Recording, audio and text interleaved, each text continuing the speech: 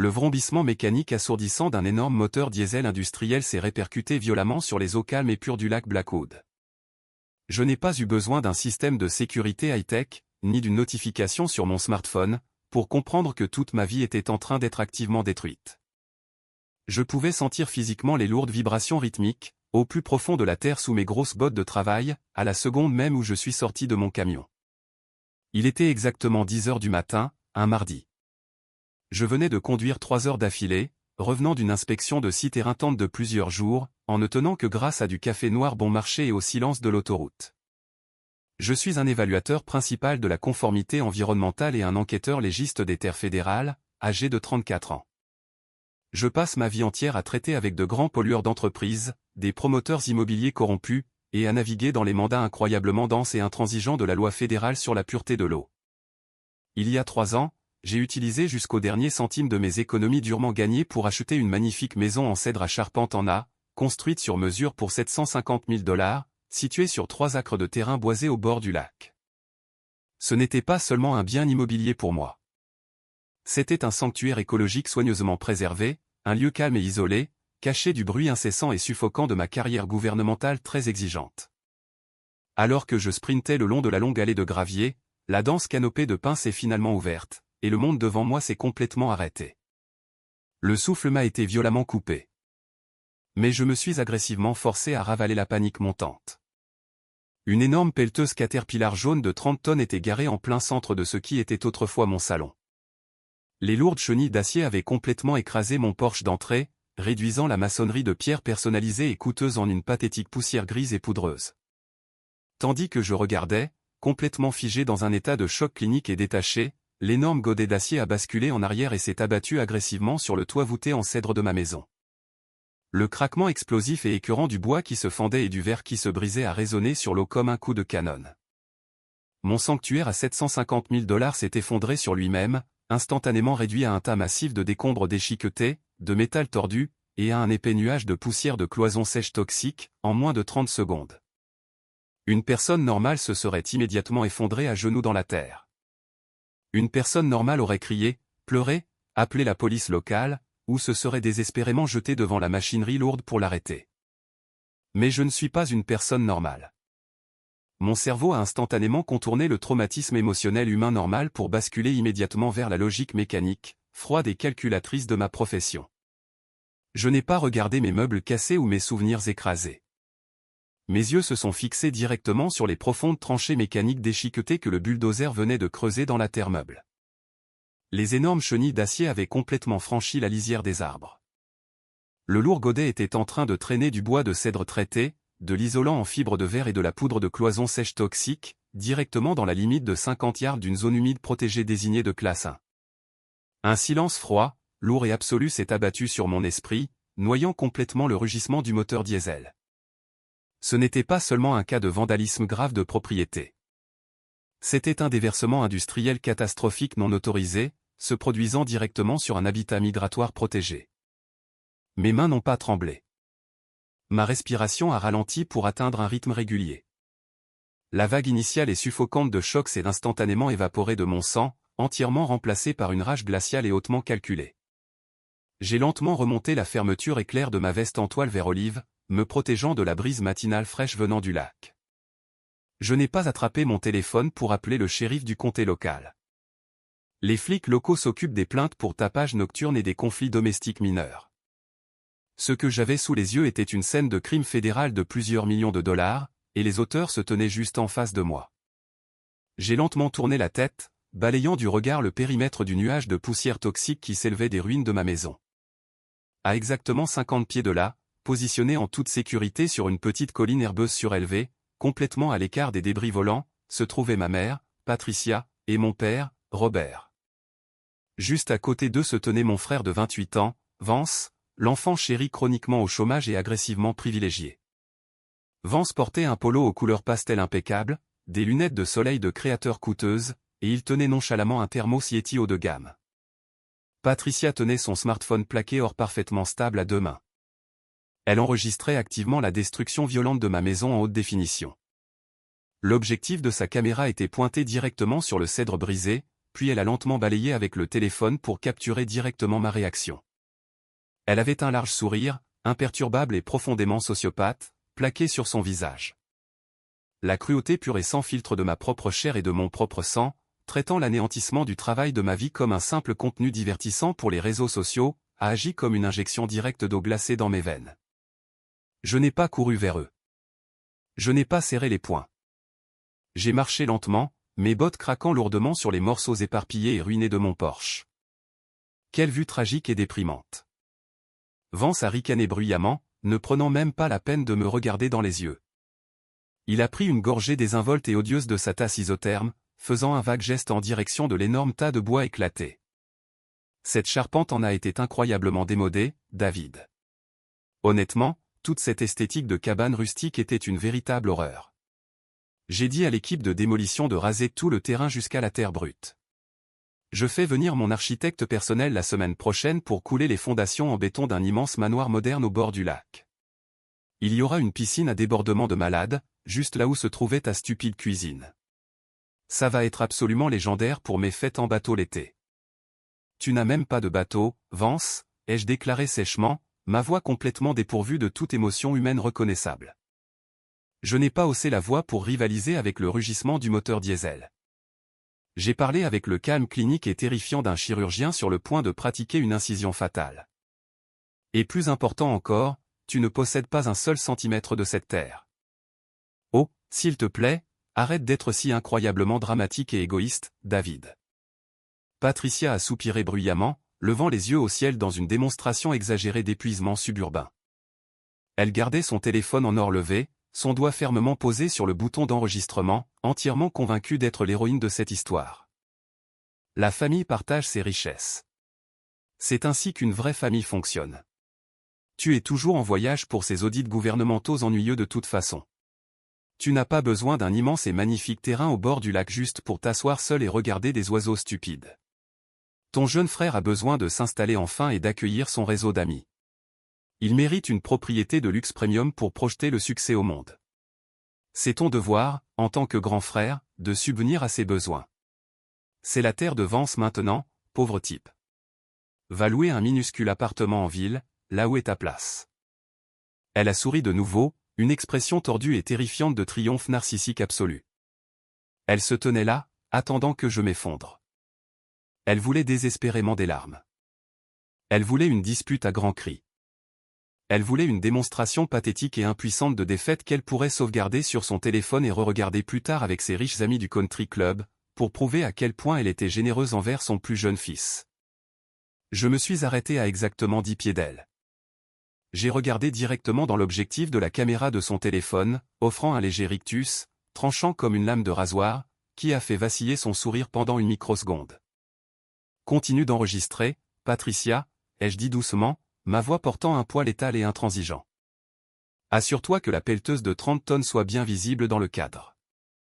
Assure-toi que l'audio capte chaque mot que tu viens de prononcer, car tu auras besoin d'une vidéo de très haute qualité à montrer au procureur fédéral lors de ton audience de détermination de la peine. Je n'ai pas argumenté contre sa logique tordue. Je n'ai pas supplié mon père d'intervenir. J'ai simplement glissé la main dans la poche de ma veste, sorti mon appareil mobile de service fédéral, et j'ai entièrement contourné le standard local du 911.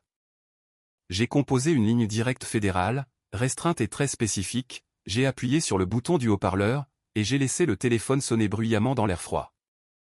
Pour vraiment comprendre la folie clinique absolue de mes parents, se tenant sur ma propriété en ruine et en revendiquant nonchalamment la possession, un bien fédéral de 750 000 $, il faut comprendre complètement les mathématiques tordues et écœurantes de la dynamique de l'enfant chéri. J'étais le fils aîné, ce qui, dans l'esprit hyper-patriarcal et profondément contrôlant de mon père Robert, signifiait que je n'étais rien de plus qu'un employé familial non rémunéré et un filet de sécurité financier permanent. Dès l'instant où j'ai eu 16 ans, j'ai été complètement coupé de la richesse familiale. J'ai payé ma propre voiture d'occasion. J'ai travaillé des quarts de nuit brutaux dans un entrepôt pour financer indépendamment mes propres frais de scolarité universitaire. Je me suis frayé un chemin à travers un programme de formation fédérale très compétitif et épuisant pour obtenir mon poste de haut fonctionnaire. Chaque once de mon succès, de ma stabilité et de ma propriété a été violemment et durement acquise, entièrement bâtie sur des années de privation de sommeil et une indépendance absolue et sans compromis. Vance, d'un autre côté, était le chef-d'œuvre précieux et intouchable de Patricia. Vance avait 28 ans et n'avait littéralement jamais occupé un emploi légitime plus de 4 mois consécutifs. Il était le genre de type qui se qualifiait constamment d'entrepreneur, tout en vidant secrètement les comptes de retraite de nos parents pour financer ses locations de voitures de luxe, ses vêtements de créateur coûteux et ses week-ends interminables à Miami. Mais dans ma famille, la réalité objective était entièrement facultative. Robert et Patricia fonctionnaient selon une philosophie de communisme familial profondément toxique et incroyablement pratique. Quand j'ai finalement acheté ma belle maison au bord du lac après des années d'économie, ils ne m'ont pas félicité. Ils n'ont pas apporté de cadeau de pendaison de crémaillère. Ils ont immédiatement commencé à en parler comme de « notre chalet de week-end ». Dans leur cerveau déformé et gravement narcissique, mon salaire, mon excellent score de crédit et ma propriété privée étaient simplement des biens familiaux communs attendant d'être redistribués. Mais l'énorme dette de carte de crédit de Vance et sa série interminable d'entreprises ratées et embarrassantes étaient, d'une manière ou d'une autre, toujours de ma responsabilité d'aider à résoudre. Patricia croyait sincèrement et profondément que, simplement parce qu'elle m'avait donné naissance, elle détenait une procuration irrévocable à vie sur mes comptes bancaires et mes décisions. Si Vance voulait quelque chose, l'univers entier était légalement obligé de se plier en quatre pour le lui servir sur un plateau d'argent. Si jamais je résistais, si jamais j'essayais d'établir une limite financière de base, j'étais instantanément qualifié de frère avide, ingrat et terrible qui essayait de détruire la famille. Pendant des années, j'ai joué le jeu. Je gardais mes distances. J'ignorais leurs commentaires passifs-agressifs pendant les fêtes. Je sautais les vacances familiales extravagantes que j'étais censé payer. Je me suis construit une vie tranquille, très structurée et paisible dans les bois, essayant désespérément de maintenir une frontière civile et polie avec des gens qui méprisent intrinsèquement le concept de frontière. Je pensais sincèrement que si je restais simplement à l'écart, si je ne leur demandais jamais un seul centime, ils finiraient par s'ennuyer et me laisseraient tranquille pour vivre ma vie. J'avais complètement et catastrophiquement tort. Les narcissiques ne respectent pas la distance. Ils ne respectent pas l'indépendance. Ils considèrent toute tentative d'établir des limites personnelles comme une insulte directe et impardonnable à leur autorité. Et il y a exactement 3 mois, cette insulte perçue a finalement franchi la ligne et s'est transformée en une déclaration de guerre ouverte. L'effondrement final et absolu de notre fragile façade familiale s'est produit lors d'un dîner de Thanksgiving très tendu et suffocant. La salle à manger formelle massive du domaine de luxe tentaculaire et immaculé de 10 acres de mes parents, dans la communauté fermée du country club, était d'un silence étouffant. Nous mangions dans de coûteuses assiettes en cristal lorsque Vance a nonchalamment essuyé sa bouche et annoncé fièrement son dernier projet de carrière, profondément délirant. Il avait décidé de devenir un influenceur de style de vie de luxe haut de gamme sur les réseaux sociaux. Pour atteindre cet objectif brillant, il a déclaré à haute voix qu'il avait désespérément besoin d'une toile de fond esthétique premium. Il avait besoin d'un manoir moderne en béton avec une piscine à débordement donnant directement sur un plan d'eau privé.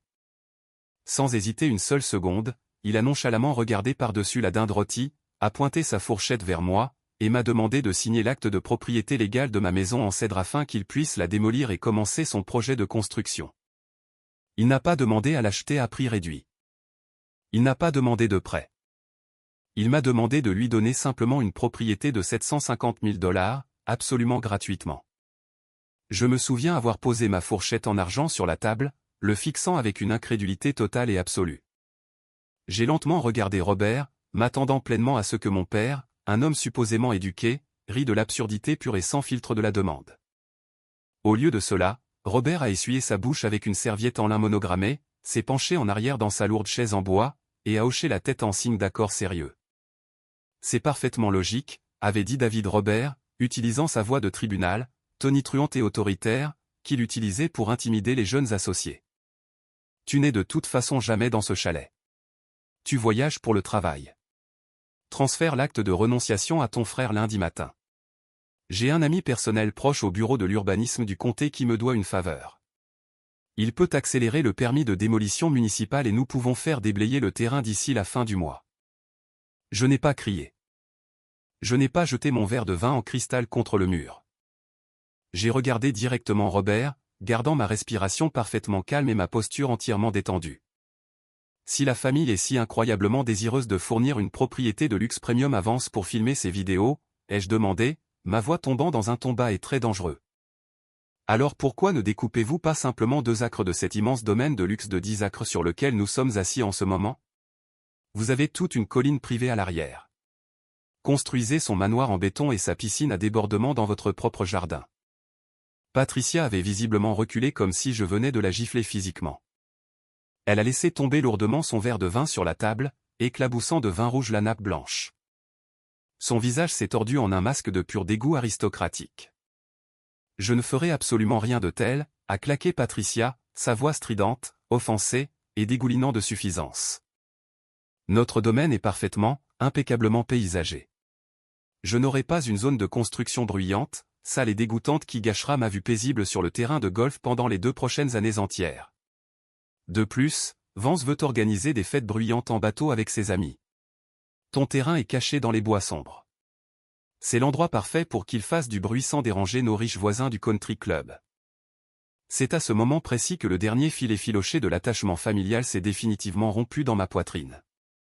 Ils ne voulaient pas seulement voler ma maison. Ils avaient spécifiquement et malicieusement ciblé mon sanctuaire privé pour ne pas avoir à légèrement perturber leur propre style de vie luxueux et parfait pour financer le projet vaniteux de leur enfant chéri.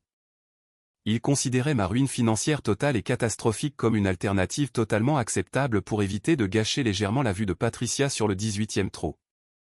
Je n'ai plus argumenté avec eux. Je n'ai pas essayé d'expliquer l'économie de base ou la moralité de base.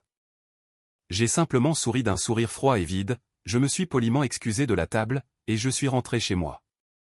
Le lendemain matin, je suis entré dans mon bureau, j'ai allumé mon ordinateur, et j'ai utilisé mes accréditations fédérales supérieures pour placer légalement et irrévocablement tout le rivage de ma propriété privée sous une stricte servitude de conservation fédérale de classe 1, avec l'Agence de protection de l'environnement des États-Unis. J'ai posé un piège silencieux, invisible et légalement indestructible, fait de lois environnementales fédérales à toute épreuve. Je savais qu'ils essaieraient quelque chose pour prendre la terre. Je ne m'attendais simplement pas à ce qu'ils soient assez arrogants pour engager une pelleteuse de 30 tonnes pour appuyer sur la gâchette à ma place. De retour au moment présent, debout dans les ruines de ma maison écrasée, l'air froid du matin sur le lac Blackwood semblait entièrement et anormalement calme. La sonnerie mécanique et stridente du haut-parleur de mon téléphone a percé nettement la respiration lourde et rythmique du moteur diesel au ralenti. Agence de protection de l'environnement, division des enquêtes criminelles. Indiquez votre urgence fédérale. Une voix sévère et très autoritaire a répondu fort à travers le haut-parleur. Mon nom est David Vance.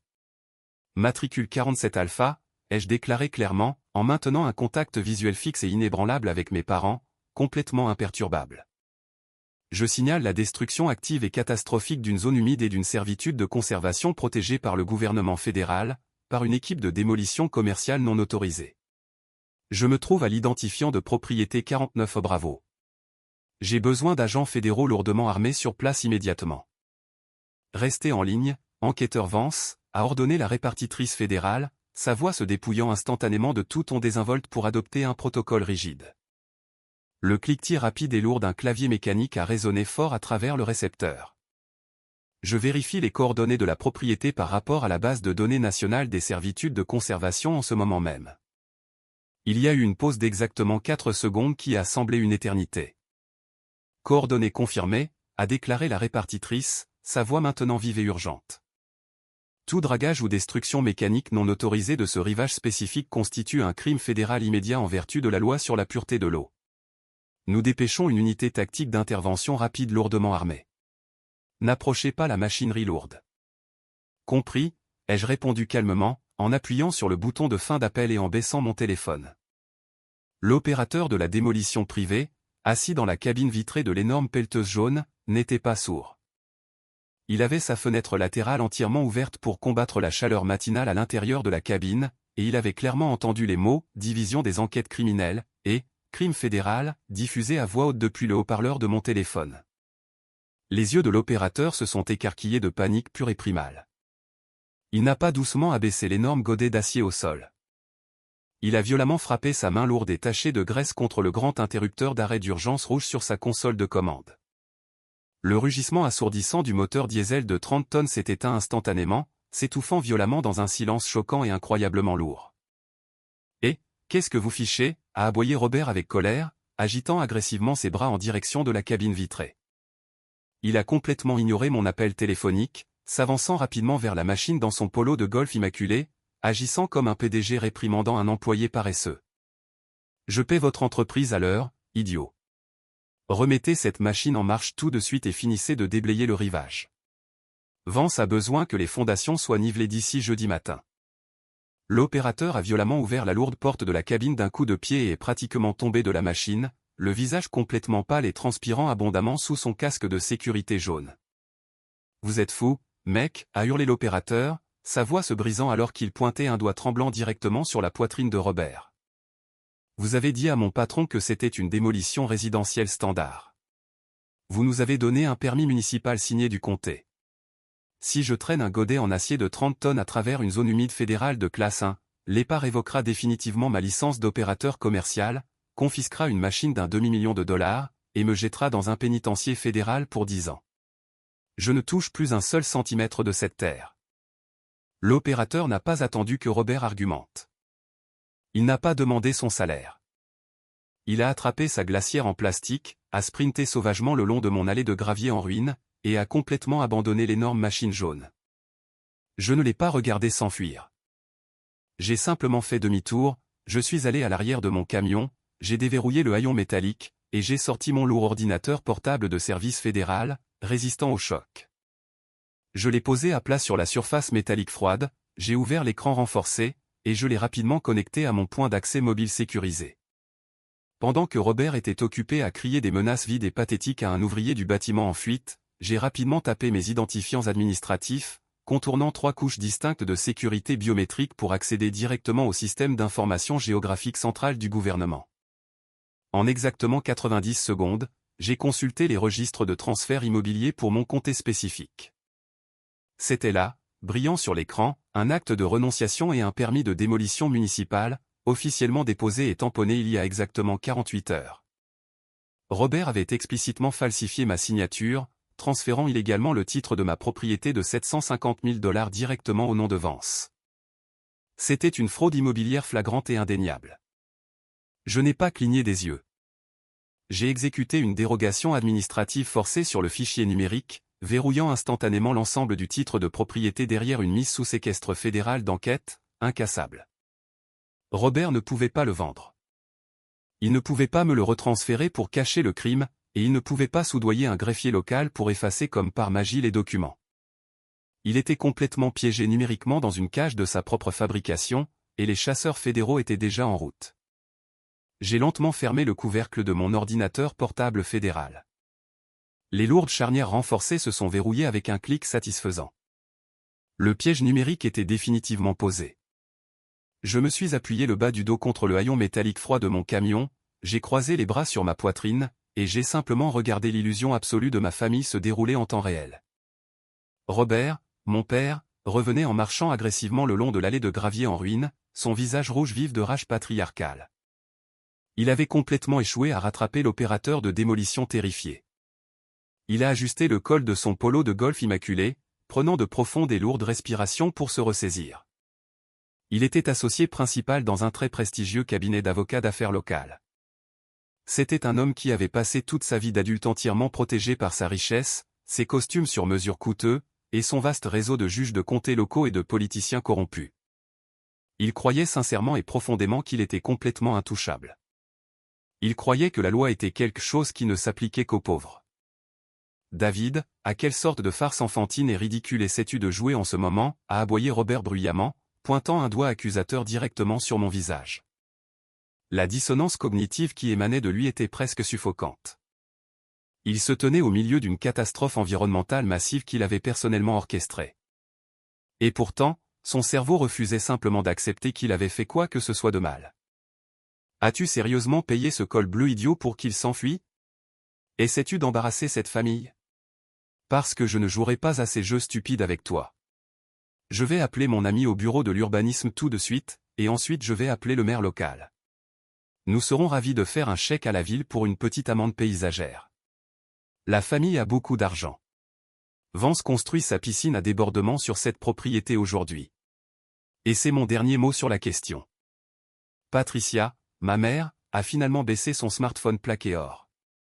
Elle a poussé un long soupir dramatique, entièrement imperturbable par le fait que la machine de 30 tonnes venait d'écraser violemment le travail de ma vie. Tu essaies juste de nous faire peur parce que tu piques une petite crise de colère égoïste, a noté Patricia doucement, lissant le tissu de son manteau de créateur coûteux. Le gouvernement fédéral ne se soucie pas d'une stupide parcelle de mauvaises herbes et de quelques oiseaux laids. David, arrête d'être un menteur vindicatif et retourne à ton appartement. Vance, l'enfant chéri de 28 ans, a ricané bruyamment, secouant la tête comme si c'était moi qui gâchais sa matinée. Waouh, quelle reine du drame absolu, a marmonné Vance, prenant une autre longue gorgée de son thermos Yeti coûteux. Papa, appelle juste ton pote au palais de justice et fais venir une autre équipe de construction d'ici demain matin. Ce type était de toute façon totalement inutile. Mon café refroidit et j'ai un départ de golf à midi. Laissons juste David ici pour pleurer sur son tas de bois cassé. Ils étaient si complètement aveuglés par leur propre arrogance, si profondément ancrés dans leur suffisance suburbaine, qu'ils ne pouvaient tout simplement pas comprendre la réalité de ce qu'ils venaient de déclencher. Vous ne pouvez pas faire un simple chèque à la ville, Robert, ai-je noté calmement, ma voix tranchant l'air du matin comme un scalpel chirurgical. Parce que la ville locale ne possède pas les droits sur l'eau de ce lac. C'est le gouvernement fédéral des États-Unis qui les possède. Et je doute fort que votre juge de comté local risque sa propre carrière pour vous sauver d'une mise en examen fédérale. Le visage de Robert est devenu d'un rouge encore plus profond. Il a fait un pas menaçant vers moi, ouvrant la bouche pour livrer une autre conférence tonitruante et arrogante sur son pouvoir et ses relations. Mais les mots n'ont jamais quitté sa gorge. Le crissement lourd et agressif de pneus tout-terrain déchirant l'allée de gravier a interrompu sa menace. Ce n'était pas un sympathique shérif de comté local arrivant avec un avertissement poli. C'étaient 3 énormes Chevrolet Tahoe Interceptor, entièrement noirs et banalisés. Elles ne se sont pas garées poliment. Elles ont dévié agressivement du gravier pour se positionner directement sur l'herbe boueuse et ruinée, encerclant efficacement le bulldozer jaune abandonné et bloquant complètement la seule sortie de la propriété. L'illusion de leur richesse intouchable s'est évaporée en une microseconde. Les lourdes portes en acier des 3 véhicules banalisés se sont ouvertes en parfaite synchronisation. 6 agents fédéraux solidement bâtis et hautement entraînés sont sortis sur la terre humide. Ils ne portaient pas de carnet de contravention standard ou de porte-bloc. Ils portaient de sombres et lourds gilets pare-balles en Kevlar avec les lettres épaisses et déblasonnées sur leur poitrine en lettres jaunes, audacieuses et à haute visibilité. Plusieurs d'entre eux avaient les mains fermement posées sur les lourds fusils tactiques noirs solidement attachés à leur poitrine. Ce n'était pas une plainte de voisinage pour tapage nocturne. C'était un raid environnemental fédéral prioritaire à haut risque. Le silence soudain et suffocant qui est tombé sur le bord du lac était assourdissant. La personnalité arrogante, tonitruante et patriarcale de Robert s'est vaporisée instantanément. La couleur rouge vif a violemment quitté son visage, le laissant pâle, vieux et physiquement malade alors qu'il fixait, hébété, les fusils tactiques. Patricia a laissé échapper un petit cri aigu et terrifié, faisant instinctivement un pas rapide en arrière et essayant de se cacher derrière l'épaule de mon père. Vance, cependant, était complètement aveuglé par son statut de toute une vie d'enfant chéri intouchable. Il n'avait jamais fait face à une seule conséquence au cours de ses 28 années d'existence. Il a même fait un pas en avant, tenant son thermos Yeti coûteux devant lui comme un bouclier magique de privilège absolu. « Oh, les gars, calmez-vous » a crié Vance, arborant un large sourire arrogant de garçon de fraternité aux agents fédéraux lourdement armés. « Vous êtes sur une propriété privée. Nous faisons juste des travaux de construction standard pour ma nouvelle maison au bord du lac. Mon père est associé principal dans un cabinet d'avocats et il est ami avec le commissaire à l'urbanisme du comté. Donc, s'il y a un problème de permis, nous pouvons simplement régler ça avec un rapide coup de fil. Vous n'avez pas besoin des armes. » L'agent principal, un enquêteur fédéral vétéran massif aux yeux vifs et intransigeants, n'a pas rendu son sourire. Il se fichait du polo pastel de Vance, de ses lunettes de soleil de créateur, ou des pathétiques relations de country club de son père. L'agent principal a complètement ignoré Vance, ses yeux se fixant directement sur l'énorme tas de poussière de cloisons sèches toxiques et les profondes tranchées mécaniques déchiquetées que le bulldozer de 30 tonnes venait de violemment creuser à travers les roseaux protégés du rivage. Propriété privée, a ricané l'agent principal, sa voix profonde et rauque portant une autorité sans effort, terrifiante et absolue qui a complètement paralysé ma famille. Il s'est avancé agressivement vers Vance, comblant la distance en 3 rapides enjambées. Mon garçon, vous vous trouvez actuellement directement sur un sanctuaire biologique enregistré au niveau fédéral. Vous venez d'autoriser le dragage mécanique d'un habitat migratoire protégé. L'amende pour la destruction non autorisée d'une zone humide fédérale de classe A en vertu de la loi sur la pureté de l'eau est d'exactement 50 000 $ par jour et par infraction. Les genoux de Robert ont visiblement fléchi. 50 000, a-t-il étouffé, sa voix n'étant plus qu'un mince et pathétique croassement. Et considérant que vous avez complètement détruit une structure de 750 000 $ pour accéder illégalement à cette ligne de flottaison, a continué l'agent doucement, ses yeux se durcissant en pure glace alors qu'il regardait directement Robert. Vous ne risquez pas seulement une faillite financière totale. Vous risquez un minimum obligatoire de 10 ans dans un pénitencier fédéral pour terrorisme environnemental et complot en vue de commettre une fraude immobilière. Le poids purement suffocant de la phrase « 10 ans dans un pénitencier fédéral » a pesé lourdement dans l'air glacial du matin. Le sourire arrogant de garçon de fraternité de Vance a disparu en une microseconde. L'illusion de sa piscine à débordement de luxe gratuite et de ses fêtes en bateau s'est entièrement évaporée. Instantanément remplacée par la réalité écrasante et terrifiante d'une cellule de prison fédérale. Vance n'est pas resté aux côtés de son père. Il n'a pas essayé de défendre l'honneur de la famille. L'enfant chéri a instantanément activé son instinct de survie profondément ancré et très égoïste. Je ne l'ai pas fait. Je n'ai rien signé, a hurlé Vance, sa voix se brisant violemment comme celle d'un enfant effrayé. Il a laissé tomber son thermos Yeti coûteux directement dans la boue, levant ses deux mains en l'air en signe de reddition pathétique et complète. Il a pointé sauvagement un doigt tremblant directement sur ses propres parents. C'était son idée.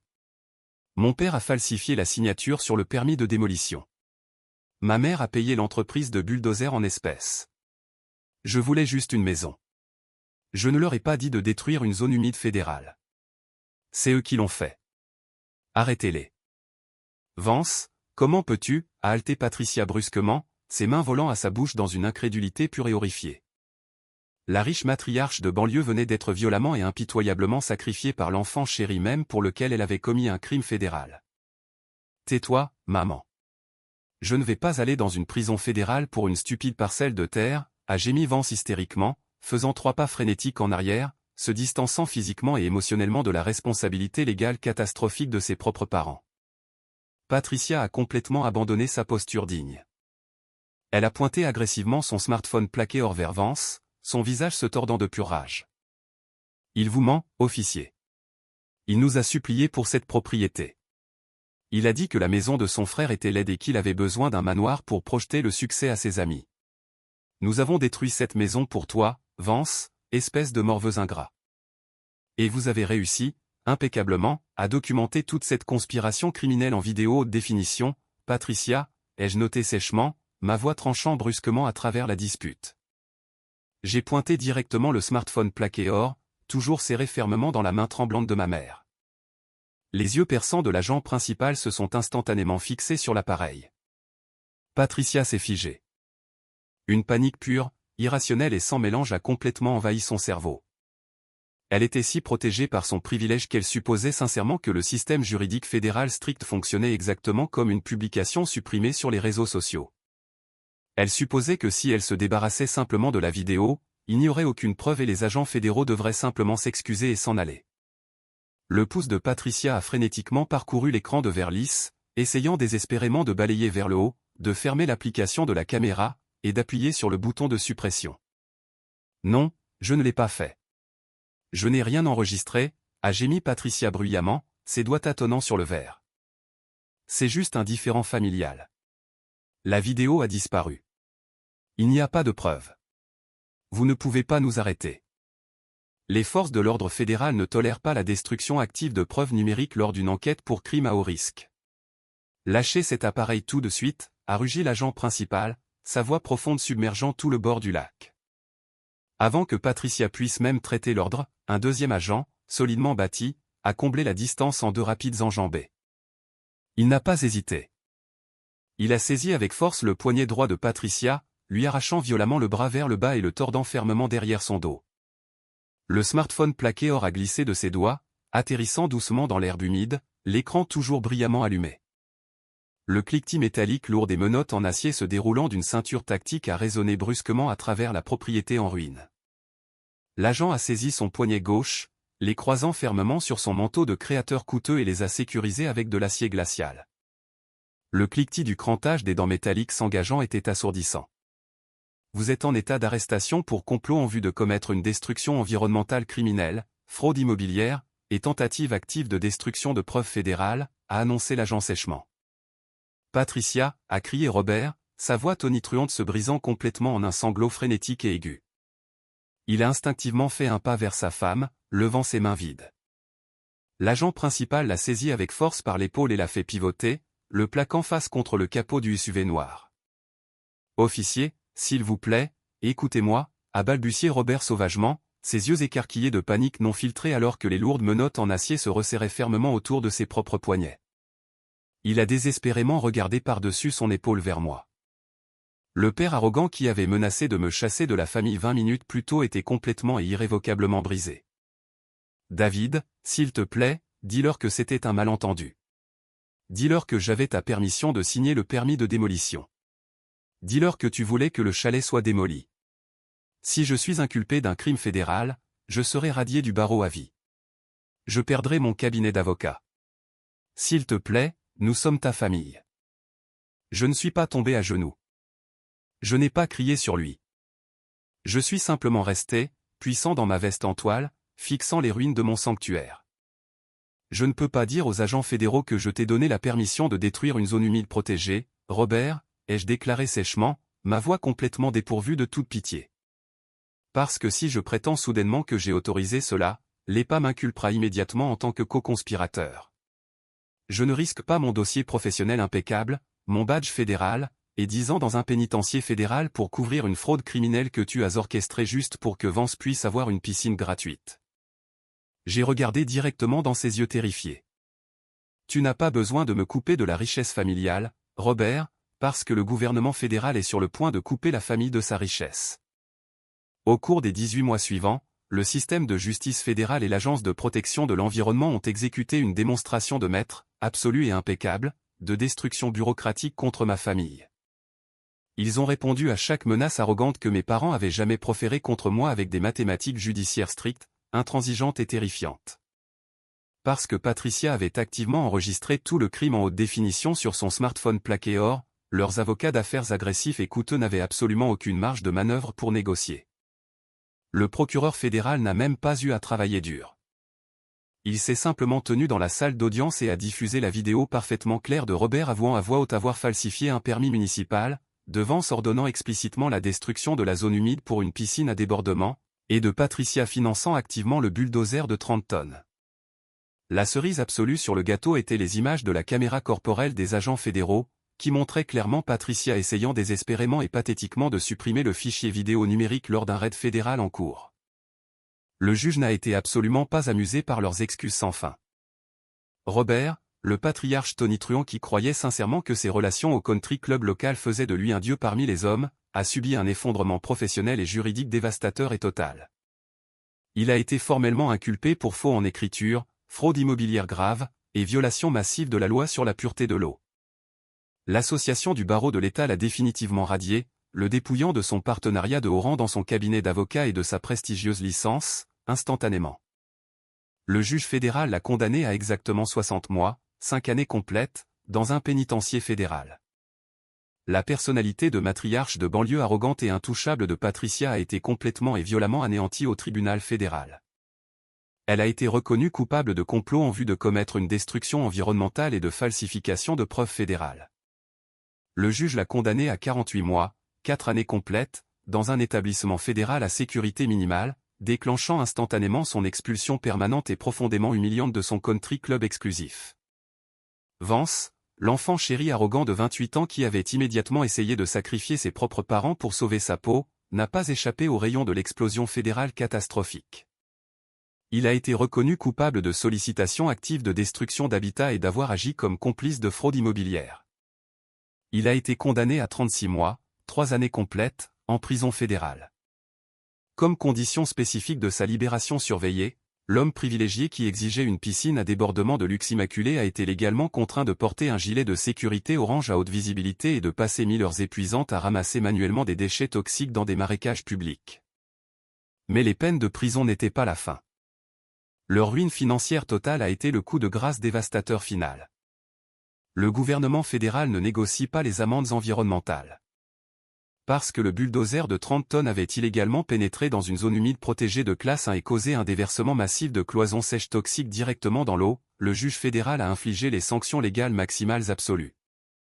Robert et Patricia ont été condamnés conjointement à une amende d'exactement 5 millions de dollars en pénalités environnementales fédérales directes. En plus des énormes amendes gouvernementales, mon assureur commercial a réussi à subroger la totalité des 750 000 dollars nécessaires pour reconstruire ma maison en cèdre sur mesure. Et enfin, l'EPA a légalement facturé à mes parents 1 200 000 dollars supplémentaires pour déployer une équipe de remédiation aquatique hautement spécialisée et certifiée ASMA. Cette équipe d'élite a passé 3 mois à extraire manuellement chaque éclat de bois traité et chaque once de poussière de cloison sèche toxique de la ligne de flottaison protégée. Pour payer le total écrasant et inévitable de près de 7 millions de dollars en restitution et amendes fédérales, ils ont dû tout abandonner. Le gouvernement fédéral des États-Unis a officiellement saisi, scellé et vendu aux enchères leur domaine de luxe de 10 acres, immaculé et parfaitement paysagé, au bord du terrain de golf. Mes parents ont perdu jusqu'au dernier centime de leur fonds de retraite massif, de leur VUS importé de luxe, de leurs vêtements de créateurs coûteux, et de leur statut social soigneusement entretenu. Ils étaient entièrement, définitivement et irrévocablement en faillite.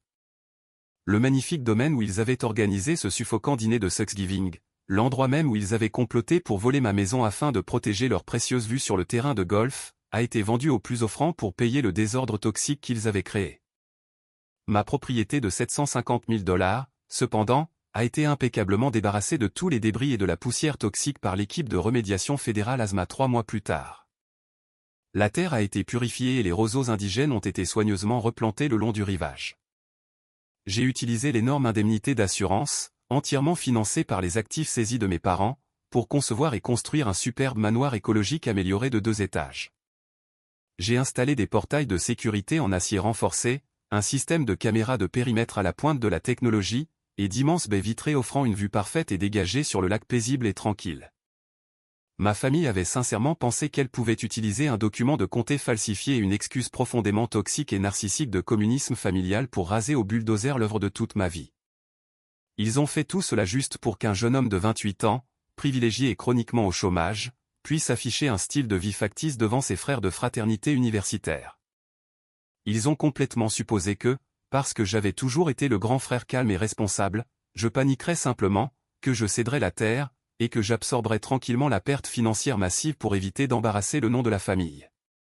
Ils avaient complètement oublié qui j'étais et ce que je fais dans la vie. Un biologiste principal des zones humides fédérales n'argumente pas avec des voleurs privilégiés et arrogants. Je n'ai pas eu besoin de crier ou de pleurer. Je les ai simplement laissés se tenir dans la boue, complètement sûrs de leur propre illusion, et enregistrer leurs propres aveux de crime sur un smartphone plaqué or. J'ai passé un appel téléphonique discret, j'ai laissé les agents fédéraux lourdement armés faire leur travail, et j'ai permis à l'Agence de protection de l'environnement de présenter à mes agresseurs une facture de plusieurs millions de dollars à laquelle ils ne pourraient jamais échapper. Les eaux calmes et pures du lac Blackwood sont enfin de nouveau paisibles. Alors que je me tiens sur ma toute nouvelle terrasse en cèdre, buvant mon café du matin et regardant les oiseaux migrateurs revenir sur le rivage, je ne ressens aucune trace de culpabilité ou de regret. Les vacances chaotiques et exigeantes ne me manquent pas. La manipulation financière constante ne me manque pas, le poids lourd et suffocant d'être le filet de sécurité familiale a été définitivement levé de mes épaules. Lorsque vous établissez enfin une frontière absolue et sans compromis avec des personnes narcissiques très toxiques, vous ne protégez pas seulement vos biens physiques, vous récupérez complètement votre santé mentale. Et parfois, la manière la plus efficace et la plus satisfaisante de faire respecter cette frontière est simplement de prendre du recul, de rester complètement silencieux, et de laisser le poids brutal et intransigeant de la loi fédérale réduire leur suffisance en poussière.